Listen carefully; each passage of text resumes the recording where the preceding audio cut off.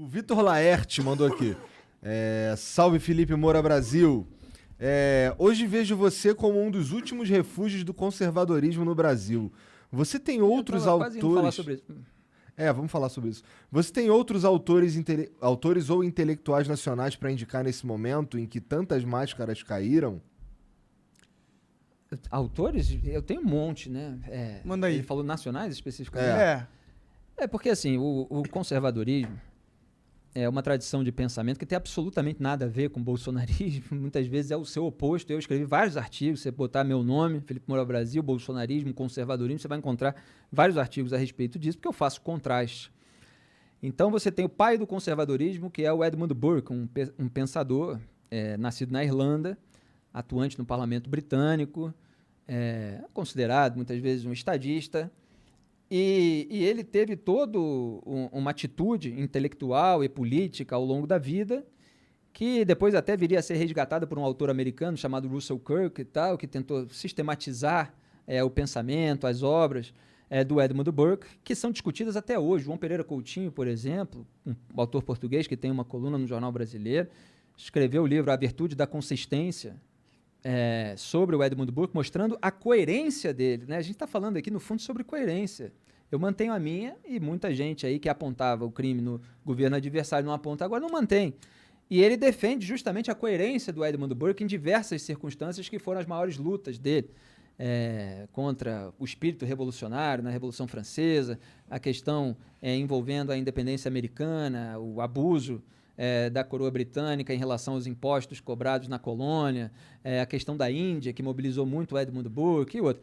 Enfim, então você teve aí uma figura de uma grandeza intelectual e moral extraordinária, que teve o seu pensamento resgatado por um outro autor e acabou criando toda uma tradição na qual vieram vários autores, como Roger Scruton, que o Eduardo Bolsonaro considera sua referência intelectual, mas não sabe citar o nome de um livro. Deu uma entrevista na Piauí, ele só sabia citar um vídeo do YouTube e tal. Quando alguém Michael pauta Oakeshott, o cara, né? Que eu tenho certa dificuldade de pronunciar. Aqui no Brasil apareceu o pensamento conservador na obra de Joaquim Nabuco, o mais influente dos abolicionistas. Eu recomendo demais o livro Minha Formação dele, Um Estadista no Império, os diários dele, que foram muito bem organizados.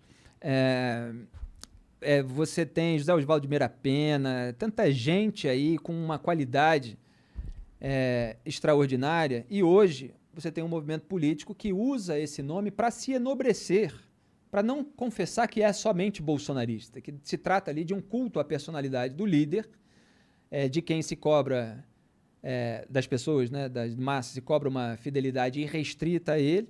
Isso não tem nada a ver com o temperamento conservador, né, que é uma expressão usada pelo Roger Scruton. Aí você tem a disposição conservadora, que é mais usada pelo Oakeshott.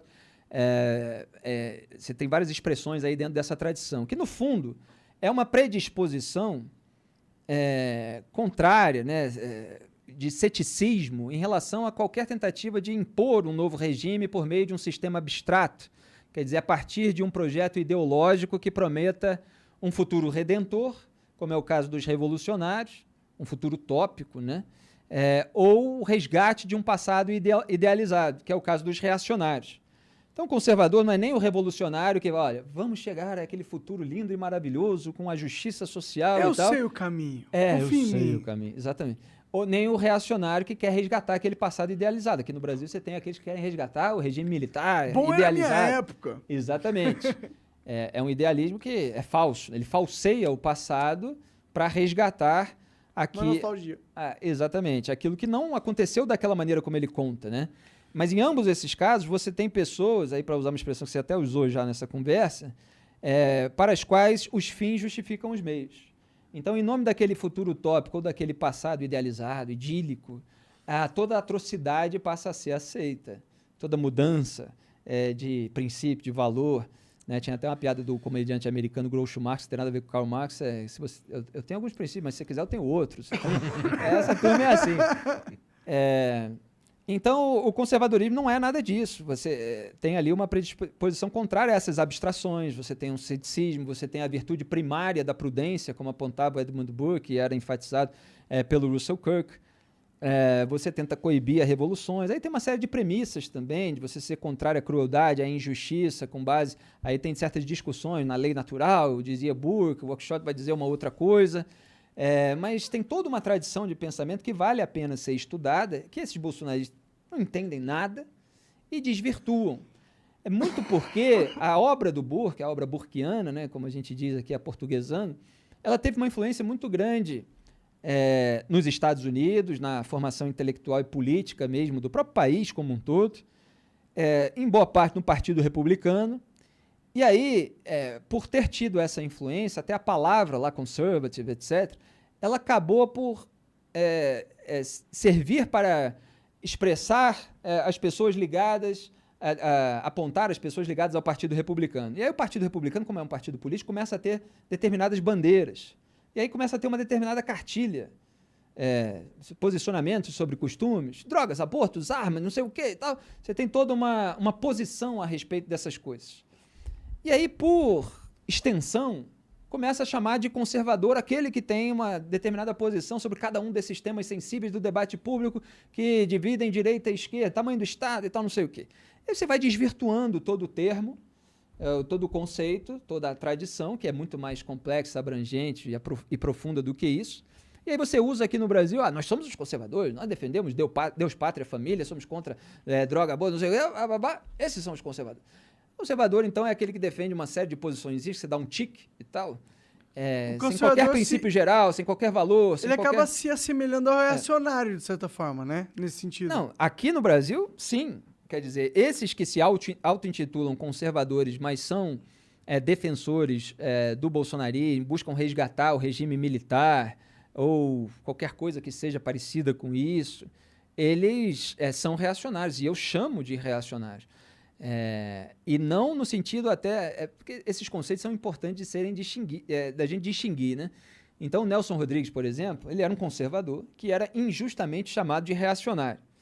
E aí ele, com toda a perspicácia dele, usando o peso dos ataques contra aqueles que estavam perpetrando os ataques, ele saiu com uma tirada em que ele distorce o conceito da palavra. Ele fala assim, sou reacionário sim, reajo contra tudo que não presta.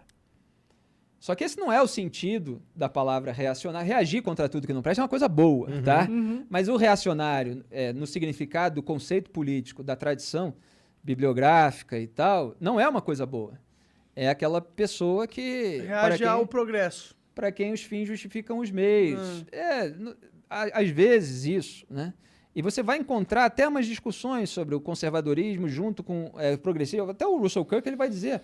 o Edmund Burke era conservador e tal, mas era progressista também ao mesmo tempo. Porque você tem uma...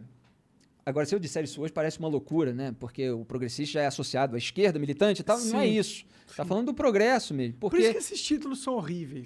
Exatamente. Eles só empurrecem a discussão das coisas. Pois é. Por quê? Porque se fica com uma impressão caricata e falseada, e a caricatura mais tradicional do conservador é o reacionário, né? De que o conservador não quer mudar nada. E isso é uma mentira. O conservador ele é capaz de mudar, de reformar, mas com prudência, que é a virtude primária do conservador, e respeitando toda a experiência humana acumulada. Respeitando as instituições que muitas vezes precisam ser preservadas, evidentemente quando elas são positivas, mesmo que eventualmente estejam contaminadas. É aquela velha história. Obviamente você tinha ali uma tradição britânica de instituições e tal. Não jogar o bebê junto com a água da banheira. Joga a água da banheira. Tem que trocar a água da banheira? Tem que trocar. Mas não joga tudo que a gente conquistou. Não joga todo o bebê. Perfeito. Não joga toda a construção humanitária ali. Ele tá com um grande repertório de analogias e metáforas, né? Uma coisa quando ele extraordinária. bebe, cara, dá mais uma garrafa aí pra mim. Que tá dando quer aqui um golinho? Eu tô aqui com a minha água não tá dando isso tudo, né? Mas que eu tava falando, então... Os conservadores de verdade, eles estudam a tradição e, às vezes, você tem uma identificação até por você já ter certas predisposições, você já ser um cara desconfiado, você já ter uma certa prudência na hora de mudar. Eu já fiz até, de uma maneira lúdica, muitas aplicações a outras esferas da vida, porque, aliás, isso é defendido pelos conservadores. Isso não é uma coisa da política. Conservadorismo é uma coisa da vida, esse ceticismo, essa prudência... e uma série de outros elementos que aparecem na história. Mas, por exemplo, Tem um historiador britânico, agora Robert Conquest, eu confundo alguns Roberts, mas que ele diz uma frase ótima, quem quiser pesquisar, eu corrigi aí no chat, que volta e meia eu confundo o nome, que é: todo mundo é conservador nos assuntos que conhece. Que é uma frase provocadora, extraordinária, né? E eu gosto muito de samba, né? Falo de samba no nosso jornal matinal, Jornal Band News Rio, que eu faço no Rio de Janeiro.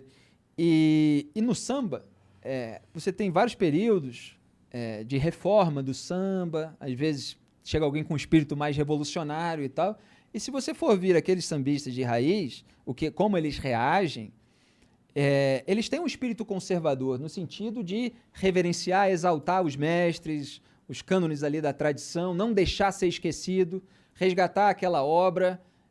Você chegou e tal, absorve o legado e vai construindo a sua singularidade, a sua identificação, o seu jeito peculiar de fazer o samba. Agora não chega querendo atropelar todo mundo, você é o bambambam que revolucionou o negócio. Pera lá, o pessoal vai te botar pro canto, vai te dar um chega pra lá. Isso rendeu até música, por exemplo. Tem a música Moleque Atrevido, foi feita pelo Jorge Aragão para o Exalta Samba. Quem foi que falou que eu não sou um moleque atrevido? Como é que é? Que ele fala: respeite quem pôde chegar onde a gente chegou. E a gente chegou muito bem, sem desmerecer a ninguém, enfrentando no peito um certo preconceito e muito desdém. Hoje em dia é fácil dizer, essa música é nossa raiz, está chovendo de gente que fala de samba e não sabe o que diz. Por isso, vê lá onde pisa, respeite a camisa que a gente suou. Respeite quem pôde chegar onde a gente chegou. É a música.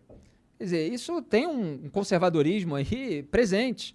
Assim como você tem, não deixa o samba morrer, não deixa o samba acabar. O morro foi feito de samba pra gente sambar, e fala do anel que você passa pra pessoa. Então, assim, tem um espírito de preservação que eu cresci vendo roda de samba, vendo shows, Zeca Pagodinho, toda essa... Zeca, cara, ele reverencia o tempo todo os mestres da velha guarda da Portela, ele diz o nome dos compositores e tal.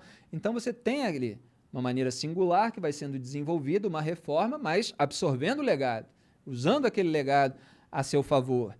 E isso está dentro do espírito conservador, né? E se você for pensar nos assuntos que cada um domina, mesmo que sejam ativistas de esquerda, mesmo que tenham posições, quaisquer que sejam, e cada um pode fazer aí a sua listinha de posições, né? Porque isso não define exatamente as pessoas, nos assuntos que conhece, muitas vezes elas são conservadoras.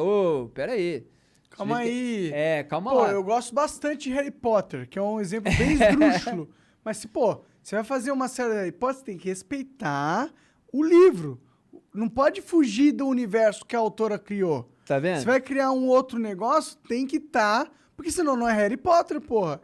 Senão é outra coisa. Exato. Exatamente. Então, não queira usar o nome, né, de toda uma tradição para fazer um negócio diferente e fazer, você que reinventou o negócio. Mas eu acho que todo mundo é conservador nesse sentido, porque... Não, pois é, por isso que a frase é boa, né? Quem que não respeita o passado, as conquistas do passado, as coisas que no passado foram... Porque, a gente total respeita. Se for para pensar, onde a gente está filmando as coisas, não são conquistas do passado, essa tecnologia? A gente conservou o conhecimento tecnológico científico. Por que tá rindo, o Igor tá com aquela cara assim, o médico mandou concordar. Caralho, essa foi foda. Caralho. Não, é que, quando você dá a defesa sobre o conservadorismo... A gente tá falando muito de política, né? Eu tentei trazer o tema mais pra cá, ele foi mais ainda, vambora. É que quando você fala de conservadorismo, eu acho muito foda. É óbvio que a gente não pode jogar fora tudo que a gente conquistou. Claro. A humanidade aprendeu lições e elas estão documentadas. Você ignorar essas lições Esse aqui é o episódio do Flow em que Monark se descobre um conservador, senhoras e senhores. Mas é que, se o conceito de ser conservador é aproveitar o passado, todo mundo é conservador.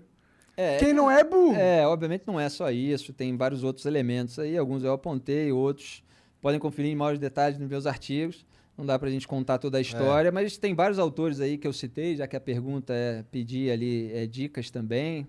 Tem vários outros aí que eu vou lembrar ao longo dessa conversa, nos próximos dias. Qualquer coisa eu divulgo aí depois.